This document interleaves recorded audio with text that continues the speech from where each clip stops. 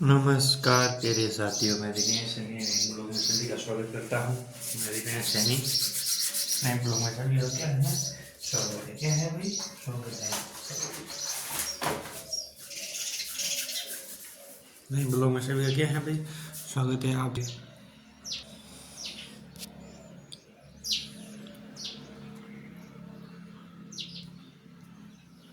आप सब कैसे होंगे? अच्छे होंगे। नमस्कार प्यारे साथियों, मैं दिनेश सैनी नए ब्लॉग में सभी का क्या है स्वागत करता हूँ। आप गुड मॉर्निंग नए ब्लॉग में सभी का क्या है स्वागत है। आज हम आपके लिए लेके आए हैं, देखो जो कल पढ़ा था भाषा, भाषा के क्या है, भाषा के विशेष तथ्य है। भाषा के विशेष तथ्य जैसे अनुस्वार है, विसर्ग है और ये पंचांग है, नासिका व्यंजन है। तो ये आपने पढ़ा था टोटल कितने वर्ण होते हैं, कितने अक्षर होते हैं, ये सारे पढ़ लिए। आज पढ़े अयोग्य, अयोग्य गवा द्विगुण, याद रखना। आज आता है अयोग्य, क्या है अयोग्य, अयोग अयोग अयोग वहा, अयोग वहा, अयोग वहा यानी द्विगुण, द्विगुण, द्विगुण सहित, द्विगुण सहित। यानी हिंदी में टोटल कितने होते हैं भाई अक्षर? इसमें कुल 52 वर्ण। कुल कितने? 52। कुल कितने हैं भाई? 52, याद रखना। कितने हैं? 52, जिसमें से 44 तो वर्ण है। 44 तो वर्ण है, जैसे क ख ख ग च छ ज त थ द ध द न प फ म य स। तो ये तो क्या है? वर्ण है। और 4 प्लस संयुक्त व्यंजन है, याद रखना। और क्या है? याद रखना, कुल 52 वर्ण, 44 मूल वर्ण है, याद रखना। 44 मूल वर्ण है, प्लस 4 संयुक्त वर्ण है, प्लस 4 है संयुक्त वर्ण। क्या है? संयुक्त वर्ण, संयुक्त वर्ण। 4 है संयुक्त वर्ण और 2 है द्विगुण, द्विगुण यानी द्विगुण, याद रखना। और आता है ड और ठ यानी एक को इसमें, और अंतिम में आता है, याद रखना, अयोगवा। क्या है? अयोगवा, अयोगवा। तो अयोगवा इसमें मेन आता है, जैसे अंग और अह। अंग मतलब जैसे मात्रा आती है, तो इसमें जैसे अंग की यानी अनुस्वार और आ विसर्ग। क्या है? विसर्ग। जैसे अंग यानी जैसे अंक, अंक और संख्या जैसे अंक, अंक तो अंक में इसमें मात्रा की अह यानी कोई विसर्ग होता है। क्या है? विसर्ग शब्द होता है, उसके पीछे दो मात्रा आएगी, याद रखना। ठीक है? विसर्ग का उच्चारण ह समान होता है, याद रखना। क्या है? जो विसर्ग है, क्या है? विसर्ग है, जो विसर्ग है, विसर्ग दो मात्रा का उच्चारण है। क्या है? दो मात्रा, क्या है? उच्चारण, मात्रा का उच्चारण। इससे ह से प्रतिष्ठित किया जाता है, ह से हल वाला के समान। ठीक है? तो ये याद रखना। एनसीईआरटी के अनुसार है न स ज र ल या उच्चारण जो वत्स्य माना जाता है। जैसे अब जैसे एनसीईआरटी मानती है कि है, एनसीईआरटी क्या कहती है? एनसीईआरटी, एनसीईआरटी मानती है तो वो क्या कहती है कि जो शब्द है, जो वर्ण है या जो भी क्या वाक्य है, उन्हीं के आधार के अनुसार जो न है, स है, ज है, र है, ल है, इनका का उच्चारण क्या है? इस तरह क्या है? वत्स्य स्थान माना जाता है। तो ये याद रखना। किसमें? एनसीईआरटी में। देखिए ना, इनके अनुसार न, श और ज यानी न से नल, स से सड़क, ज से जहाज, र से ऋषि, य से रेल, याद रखना। और ल से लड़का या ल से कोई भी शब्द बना सकते हो आप। इनका उच्चारण उच्च एवं उच्च, उच्च उच्चारण, याद रखना। उच्चारण, इनका उच्चारण है उच्च स्थान, इसमें वत्स्य, वत्स्य इसमें र की मात्रा आएगी ऊपर, य के ऊपर र की मात्रा, र के ऊपर रे की मात्रा, याद रखना। ठीक है? अब आता हल, अब आता हल, हल जिसमें हल, हल और चिन्ह, जिसमें कोष्ठक की मात्रा, क्या है? कोष्ठक की मात्रा मानी जाती है। वर्ण के स्वर, याद रखना। क्या है? जो वर्ण है, वर्ण के स्वर, वर्ण के स्वर रहित होने, होने का परिचय, परिचय। स्वर, स्वर रहित। ये याद रखना, स्वर के कितने प्रकार होते हैं? 2 प्रकार के, ह्रस्व स्वर और दीर्घ स्वर। ह्रस्व और दीर्घ। ह्रस्व यानी छोटा, दीर्घ यानी बड़ा, याद रखना।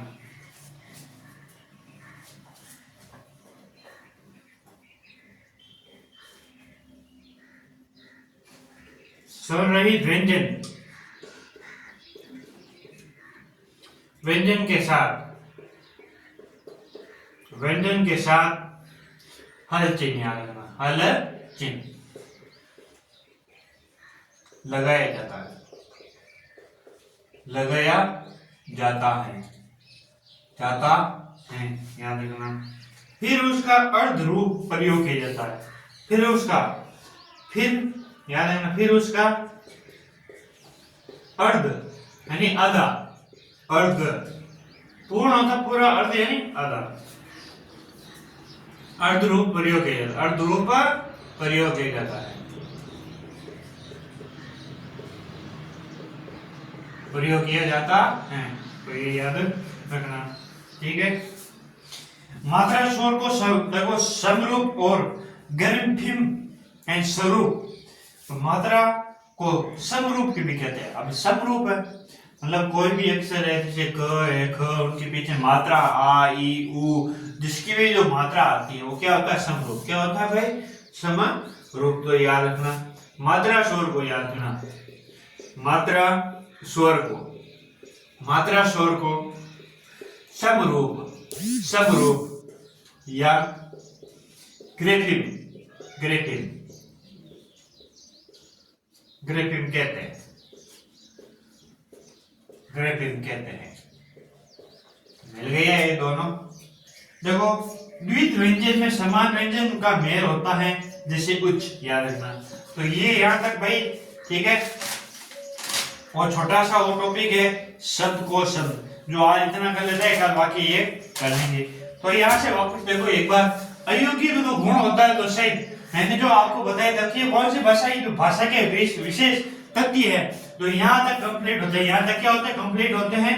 जिसमें याद रखना, अयोग्य जो द्विगुण है सहित होता है, उसमें टोटल होते हैं 52, ठीक है, 52 और 52 होता है संख्या, और जिसमें 44 होते हैं वर्ण, जिसमें विसर्ग होता है। ये उनका उच्चारण करने के लिए ह के समान, ह के समान, जिसे एनसीईआरटी के अनुसार मानता है न, स, ज, र, ल, इनका उच्चारण होता कहलाता है। हल चिन्ह, हल चिन्ह वर्णों के स्वर रहित होने का परिचय। स्वर रहित व्यंजन के साथ हल चिन्ह लगाया जाता है। फिर उसका क्या? अर्ध रूप प्रयोग किया जाता है। मात्रा यानी मात्रा स्वर को समरूप या ग्रेफिम कहते हैं। तो ये याद रखना। आगे आता है देखो शब्द, शब्दकोश में शब्द गर्भ, याद रखना। क्या आता है शब्दकोश में शब्द गर्भ?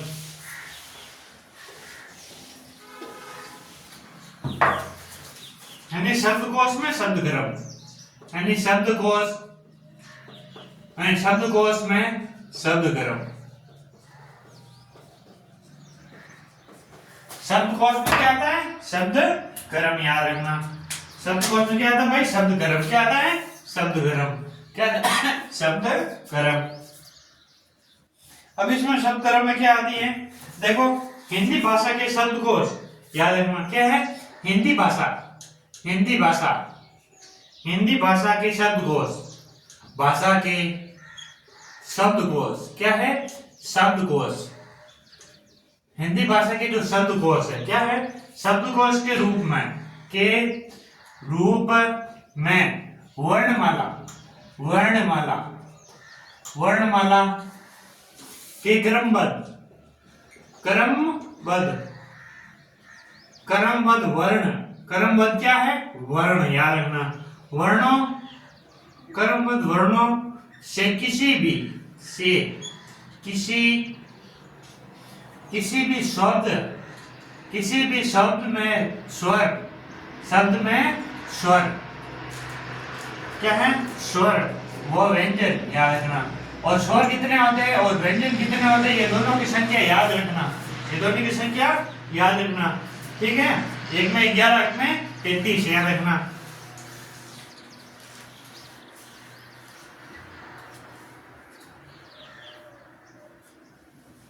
आगे आ जाते देखो व्यंजन शब्द के आधार पर क्रमित,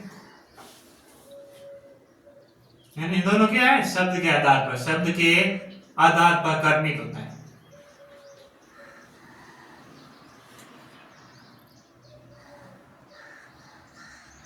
निर्धारित किया जाता है, निर्धारित किया जाता है, किया जाता है। पहले स्थान पर आता है अनुस्वार, याद रखना, पहले स्थान पे आता है, पहले स्थान पर, तो पहले स्थान पर कौन आएगा, अनुस्वार आएगा। क्या है, अनुस्वार, जिसमें इसकी मात्रा चंद्र बिंदु, याद रखना, चंद्र बिंदु, चंद्र बिंदु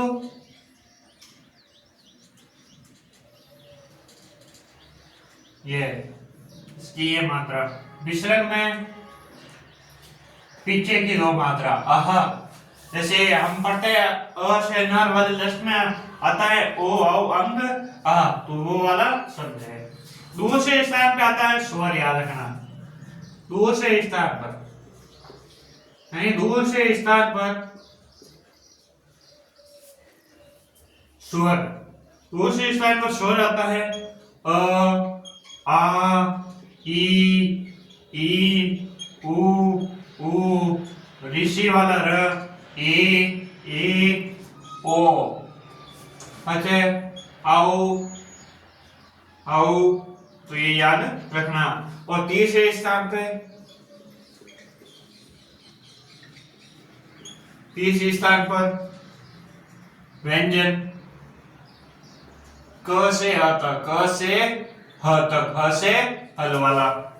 हिंदी शब्दकोश में क्रम निर्धारित स्वर होते हैं अ आ ई उ ऋषि ए ओ, और व्यंजन होता है क से ह तक, क छ क ख ग ड़ च छ ज। तो याद रखना, र का विभिन्न रूपों में प्रयोग होता है, ये याद रखना। क्या होता है, र का विभिन्न रूपों में प्रयोग होता है, तो ये याद रखना। तो देखो हिंदी शब्दकोश में याद रखना, ये आपको बता दो, जो हिंदी शब्दकोश है, क्या है, हिंदी शब्दकोश, हिंदी शब्दकोश में, हिंदी शब्दकोश में शब्दों का क्रम, शब्दों का क्रम निर्धारित करता, क्या है, क्रम निर्धारण, निर्धारण, निर्धारण। अब जैसे स्वर आता है ना, तो स्वर में तो याद रखना अ से आ ई छोटी बड़ी ई, उ बड़ा उ, ऋषि ए ओ और औ, याद रखना। व्यंजन याद रखना, व्यंजन है क ख ग ड़, क ख ग, ये ठीक है, क ख ग, च छ ज ज, ठीक है, तो ये याद रखना। सॉरी ज ये छोटे वाले यही जाएगा, ठीक है, ज। आ गया था ज्ञ, आ गया था ज, ट ठ ड और ड, ढ नीचे मात्रा ड, ण इसमें त्र ज्ञ, थ द ध और न और प, फ और फ, ब भ, म य, र ल, व श, स्र श स और ह। याद रखना, ये क्या रखना, ये याद रखना, ठीक है। तो ये थी क्या शब्दकोश। बाकी वाले जो र से, जो र स्वर से विभिन्न का प्रयोग किया जाता है वो कल पढ़ेंगे, लेकिन इनसे पहले एक बार रिवाइज कर लेते हैं। हिंदी भाषा के शब्दकोश के रूप में वर्णमाला के क्रमबद्ध, जो याद रखना, वर्णों किसी भी शब्द में स्वर या व्यंजन का शब्द के आधार क्या करते हैं, निर्धारित करता है। ये याद रखना कि भाषा शब्दकोश के रूप में वर्णमाला क्रमबद्ध अनुसार जो वर्णमाला होती है वो किसी भी शब्द में स्वर या व्यंजन के शब्द के आधार पर निर्धारित होती है। जैसे कौन सा भी शब्द बनाओ, तो ये याद रखना। जो कि पहले स्थान पर जो भाषा बताती है कि जो पहले स्थान पर अनुस्वर यानी जो चंद्र बिंदु और विसर्ग की क्या होती है, मात्राएं होती, क्या होती है, मात्राएं होती है।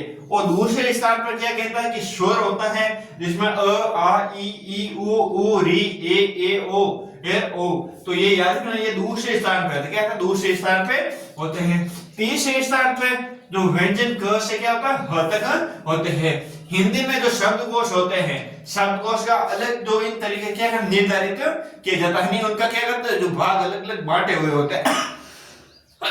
याद रखना सबसे पहले स्वर आता है, तो याद रखना 1 2 3 4 5 6 7 8 9 10 11 स्वर होते हैं और 33 होते हैं व्यंजन। याद रखना अगर इसमें गिन लो 1 2 3 4 5 6 7 8 9 10 11 12 13 14 15 16 17 18 19 20 21 22 23 24 25 26 27 28 31 32 33, ठीक है। और बाकी वाले ये श ये अलग अलग क्या करते सद में आते हैं, तो ये याद रखना यहाँ तक, यहाँ तक। तो ये याद रखना जिसमें 11 स्वर और 33 व्यंजन होते हैं, याद रखना, ठीक है। तो ये थी क्या थी आज की जो शब्दकोश यानी शब्द जो शब्दकोश में यानी शब्द कर्म यानी शब्दों के कर्म के अनुसार जो वर्णमालाएं जो भाषाएं थी स्वर व्यंजन उनके बारे में जो चीज थी वो आज मैंने आपको बोर्ड पे बता दी है। और कल आपसे स्टार्ट हो जाएगी संख्या, कल शाम को शायद संख्या स्टार्ट हो जाएगी। और राजस्थान जीके की क्लास से आज की पर्चा मंडल कंप्लीट करा दिया। कल मैंने किले के बारे में जो पढ़ा दिया वो भी कंप्लीट करवा दिया। और उसमें जो पहले पढ़े थे वो किलों के बारे में कौन कौन से किले किस नाम से जाने जाते हैं वो भी पढ़ा दिया। तो ये याद रखना। आज के लिए हम इतना ही करते हैं, कल आपके लिए इंपॉर्टेंट वेरी इंपॉर्टेंट क्लास लेके आएंगे और शाम को जरूर जुड़ना। आज की क्लास बहुत अच्छी होगी राजस्थान जीके की, ठीक है, 7 बजे। जय हिंद।